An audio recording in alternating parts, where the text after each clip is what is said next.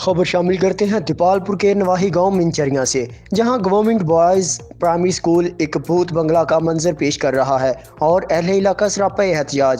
اہل علاقہ کا ڈپٹی کمشنر اوکاڑا سے مطالبہ ہے کہ سکول کو فوری طور پر کھولا جائے۔ مزید تفصیلات جان لیتے ہیں بیورو چیف پنجاب حسین لکی سے۔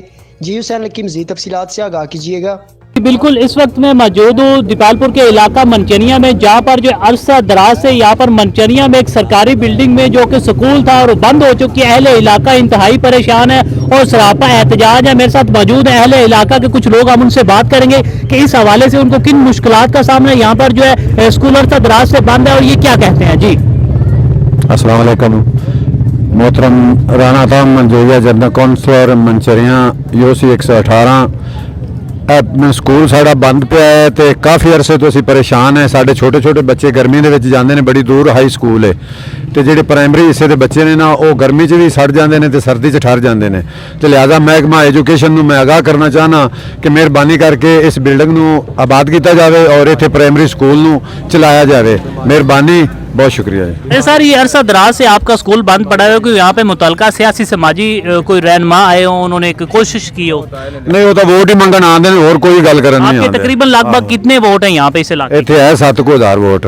7,000 ووٹ ہیں تو لیکن پھر بھی جو ہے ابھی تک نہیں پہنچے۔ سر، آپ کیا کہیں گے؟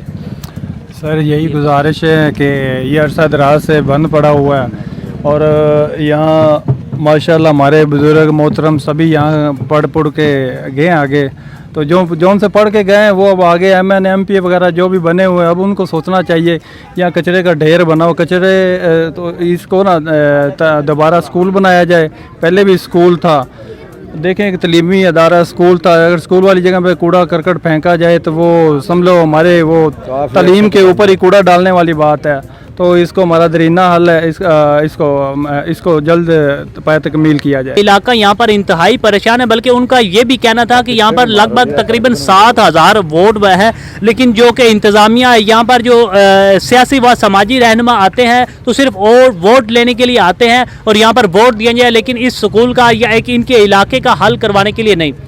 اور دوسرے نمبر پہ یہاں پر اگر بات کی جائے انتظامیہ کی، اور یہاں پر انتظامیہ خاموش اور تماشائی بنی ہوئی ہے۔ یہاں پر بڑی تعداد میں یہاں پر بچے بھی ہیں اور جو گلیوں میں فارغ جو ہے کھیل رہے ہیں، اور اہل علاقہ کا یہ بھی کہنا ہے کہ بچے جو ہمارے دور دراز میں جاتے ہیں انتہائی مشکلات کا سامنا کرنا پڑتا ہے۔